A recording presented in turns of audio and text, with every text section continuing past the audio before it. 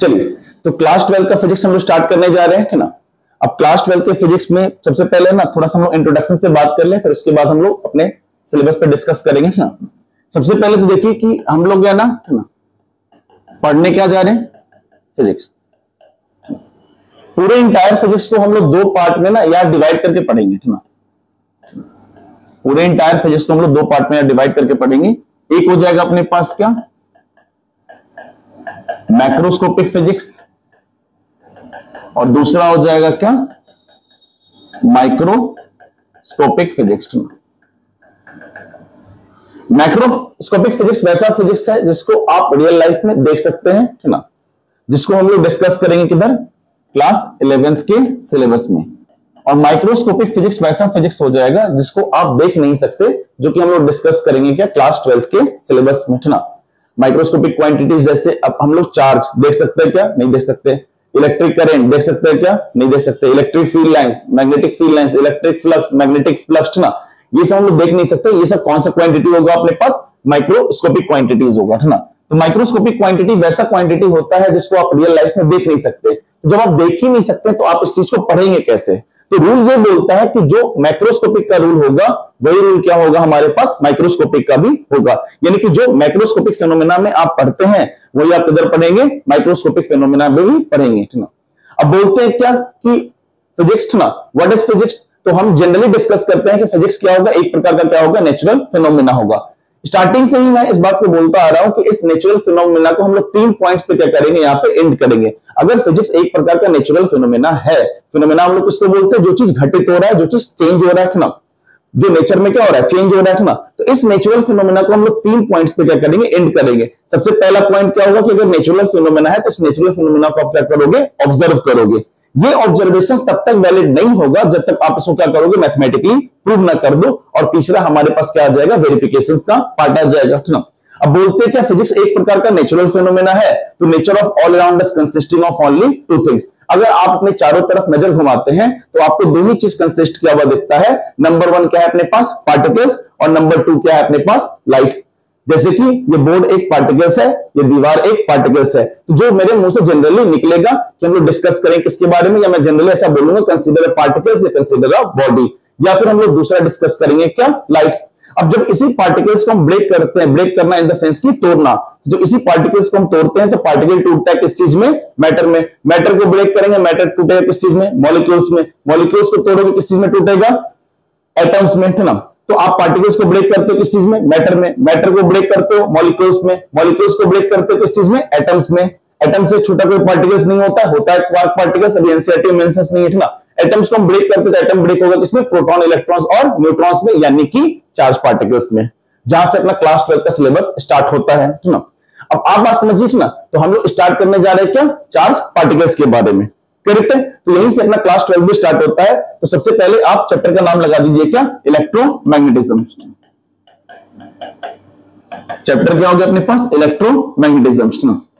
अब पूरे आप क्लास 12 के अगर सिलेबस की बात करो तो पूरे क्लास 12 के सिलेबस का जो एनसीईआरटी होता है उसको हम लोग अगर 2 पार्ट में डिवाइड करें तो जो पहला पार्ट है उसमें अपने को पढ़ना ही क्या है, 4 महीना में, ना। मतलब मान लीजिए अगर हम लोग 8 महीने का कोर्स का ड्यूरेशन अगर बनाते हैं तो 4 महीना जो कि एनसीईआरटी का जो फर्स्ट पार्ट पढ़ना है उसमें किसके बारे में पढ़ेंगे, चार्ज के बारे में, ना। तो हम लोग डिस्कस क्या कर रहे हैं अभी, इलेक्ट्रोमैग्नेटिज्म के बारे में। अब इलेक्ट्रोमैग्नेटिज्म क्या होता है, it is basically a study about the electric charge, ना। इलेक्ट्रोमैग्नेटिज्म में हम लोग किसके बारे में डिस्कस करेंगे, इलेक्ट्रिक चार्ज के बारे में। इसी चार्ज को जब हम लोग रेस्ट में करते हैं, जब ये चार्ज क्या होता है अपने पास, रेस्ट में होता है, तो रेस्ट में होता है तो जिसको हम लोग पढ़ेंगे किसमें, इलेक्ट्रोस्टैटिक में, है ना। ये जो इलेक्ट्रोस्टैटिक है इसको एनसीईआरटी में 2 चैप्टर में डिवाइड किया गया है ना। पहला चैप्टर क्या हो जाएगा आपके पास, तो इलेक्ट्रिक चार्ज एंड क्या, फील्ड। फर्स्ट चैप्टर क्या हो गया तुम्हारा, इलेक्ट्रिक चार्ज एंड फील्ड, और सेकंड चैप्टर क्या हो जाएगा तुम्हारा, तो इलेक्ट्रिक पोटेंशियल एंड क्या, कैपेसिटेंस, ना। तो एनसीईआरटी में इलेक्ट्रोस्टैटिक को 2 चैप्टर में डिवाइड किया गया है। पहला चैप्टर अपने पास क्या, इलेक्ट्रिक चार्ज एंड फील्ड, और सेकंड चैप्टर अपने पास क्या, इलेक्ट्रिक पोटेंशियल एंड कैपेसिटेंस, ना।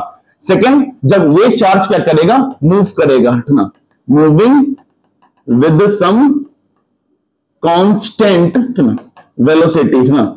जब ये चार्ज क्या करेगा, किसी कांस्टेंट वेलोसिटी से मूव करेगा, जिसको आप पढ़ोगे किसमें, तो मूविंग चार्ज एंड मैग्नेटिज्म में, मूविंग चार्ज एंड मैग्नेटिज्म में, और दूसरा क्या, मैग्नेटिज्म एंड मैटर में, मैग्नेटिज्म एंड क्या, मैटर में। करेक्ट है क्या? और तीसरा, जब ये चार्ज क्या हो जाएगा, अपना पागल हो जाएगा, एक्सेलरेट करना स्टार्ट करेगा, ठीक ना, जिसको आप पढ़ोगे किधर, तो ईएमआई यानी कि इलेक्ट्रोमैग्नेटिक इंडक्शन, और दूसरा क्या, इलेक्ट्रोमैग्नेटिक क्या, वेव। आई रिपीट, ठीक ना, हम लोग पढ़ने जा रहे थे, क्या स्टार्ट कर रहे हैं, इलेक्ट्रोमैग्नेटिज्म ना, यानी कि एनसीईआरटी का जो पहला पार्ट होगा उसमें तुम किसके बारे में डिस्कस करोगे, इलेक्ट्रिक चार्ज के बारे में हम लोग डिस्कस क्या कर रहे हैं, इलेक्ट्रोमैग्नेटिज्म ना। इलेक्ट्रोमैग्नेटिज्म क्या है, basically study about electric charge.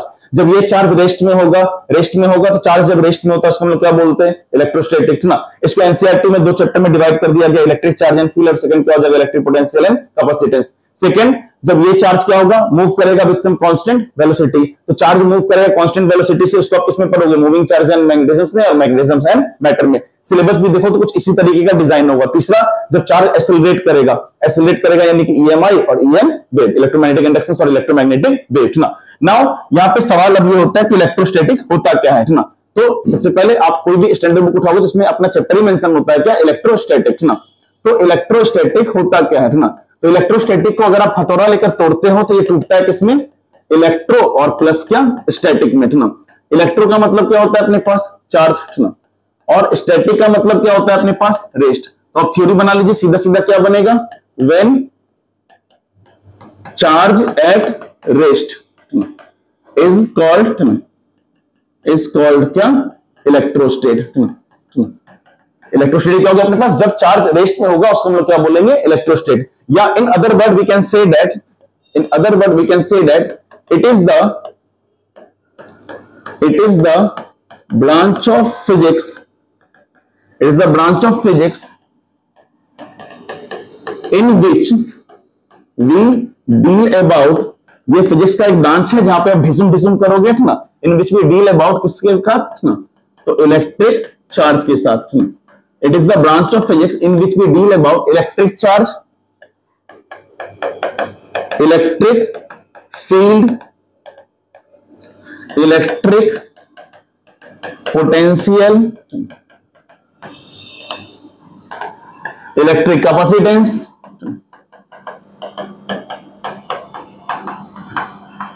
Electric energy etcetera ना।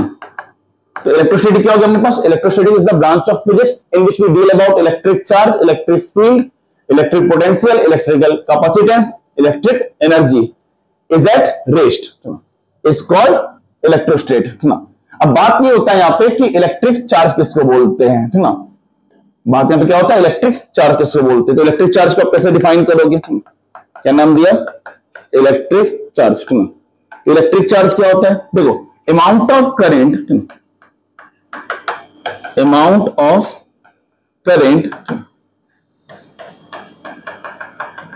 Flowing in conductor, amount of current flowing in conductor is measured as charge। किसी भी कंडक्टर के इनसाइड जो अमाउंट ऑफ करंट फ्लो करता है उसको हम मेजर करते हैं किसी से, चार्ज से, है ना। चार्ज जो होता है वो अपना 2 तरीके का होता है, एक तो पॉजिटिव चार्ज होगा और दूसरा क्या होगा अपने पास, निगेटिव चार्ज होगा, बराबर है क्या, है ना। अगर पॉजिटिव और पॉजिटिव होता है ना, तो पॉजिटिव में होगा क्या, रिपल्सन यानी कि दुश्मनी। अगर निगेटिव और निगेटिव चार्ज होगा तो इसमें भी क्या होगा, दुश्मनी। और अगर पॉजिटिव या निगेटिव होगा तो इसमें क्या होता है, दोस्ती यानी कि अट्रैक्शन।